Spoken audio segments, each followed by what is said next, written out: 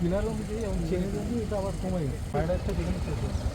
ওখানে একটা বাকি 3 মিনিট ওখানে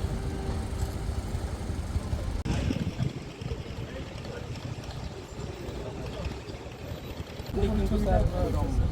ওটা স্যার 2015 সালে পুরোটাই খালি ওয়াটার বডি ছিল এই এখান থেকে কাছে সমস্যা ছিল না খারাপ অবস্থা ছিল তখন 90 আপনার এদিক দিকে আসে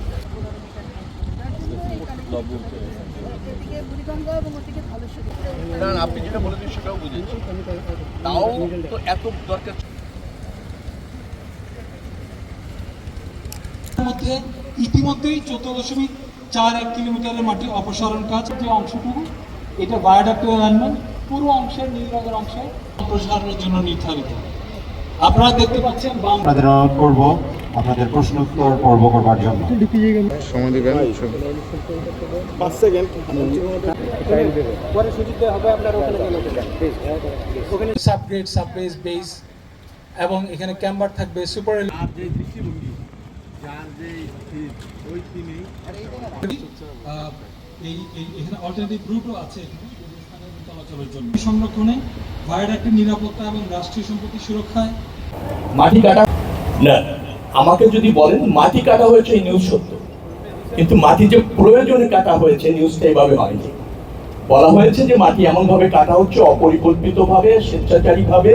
কেটে নিয়ে এই যে ভায়াডাক্ট যেটা আছে লাইন সেটা ক্ষতিগ্রস্ত হবে এই তথ্যটি যারা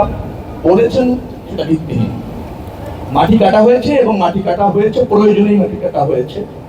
কারণ আপনারা ইতিমধ্যে জেনেছেন যে 16.76 কিলোমিটার ঢাকা থেকে মাওয়া পর্যন্ত এই ভায়াডাক্ট লাইন এটা যখন নির্মাণ করতে হয়েছে তখন এখানে জলাভূমির মতো ছিল তো ভারী ইকুইপমেন্ট এবং মালামাল আনার জন্য অস্থায়ীভাবে এই ধরনের ভায়াডাক্ট যেখানেই করা হয় না কেন পৃথিবীর সেখানে কিছু অস্থায়ী ভরার কনস্ট্রাকশন করা হয় প্রকল্প শেষ হওয়ার পর সেটা আবার এলজিটি জায়গায় নিয়ে যাওয়া হয় সেগুলি অপসারণ করে পূর্বের জায়গায় নিয়ে যাওয়া এটা চুক্তির অংশ প্রকল্পের অংশ তো সেই জায়গা থেকে এটা করা হচ্ছে 16.76 কিলোমিটারের মধ্যে ইতিমধ্যে 14.41 কিলোমিটার কিন্তু অপসারণ করা হয়ে গিয়েছে 2.34 কিলোমিটারের মতো বাকি তখন এই ধরনের একটা নিউজ হয়েছে এটা কিছুটা বিভ্রান্তি ছড়িয়েছে এটা সত্য তবে কাজটি যে এই প্রকল্পেরই অংশ এর সাথে ভায়াডাক্টের নিরাপত্তা হুমকিতে না বরং নিরাপত্তা রক্ষার্থে এই কাজটা কারণ এখানে আপনার প্রাকৃতিক পরিবেশটা থাকতে হবে ন্যাচারাল প্রবাহ অবাধ থাকতে হবে তার অংশ হিসেবে এই কাজ এখন যেখানে দেখছেন এভারেজে আমি যতটুকু জানি 5.5 ফিটের মতো মাটি এভারেজ এই 16.76 কিলোমিটারের মতো অপসারণ করতে হবে তারপর হচ্ছে স্বাভাবিক স্তরে যাবে আগে যে স্তর ছিল সেই স্বাভাবিক স্তরের 8 ফিট নিচে আছে পাইল ক্যাপের পুত্র 6 ফিট তার নিচে আছে 200 ফিটের মতো পাইল 8 ফিট অর্থাৎ এই স্ট্রাকচার এটা জেনে বুঝে এই প্রকল্পের প্রয়োজনে করা আছে তার সাথে এই মাটি অপসারণের নেতিবাচক সম্পর্ক নাই ইতিবাচক সম্পর্ক আছে প্রশ্নই আসে না কারণ এটা দেখার জন্য আমি বলেছি জ্ঞানসম্মত লোকজনের সাথে জড়িত ডিজাইন সম্পূর্ণ নিরাপদ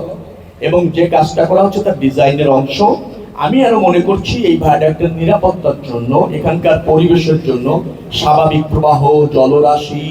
জলাভূমি আর্দ্রতা সবকিছু মিলিয়ে এই মাটিটা যে 2.34 কিলোমিটার অপসারণ দরকার সেটা করা একান্তই প্রয়োজন আমরা সেটা করতে চাচ্ছি আপনাদের সহযোগিতা চাচ্ছি ডেফিনেটলি যারা আমরা এর সাথে জড়িত তারা এই ভায়াডাক্টের নিরাপত্তা নিয়ে আপনাদের মতো সচেতন এটা আগামীতে যাতে বৃহত্তর রেলওয়ের জায়গা তো রেলওয়ের স্বার্থেই ব্যবহার হবে আর রেলওয়েতে দেশের মানুষের স্বার্থে দেশের স্বার্থে তার জন্য সর্বোত্তম ব্যবহার নিশ্চিত করবেন ইনশাআল্লাহ।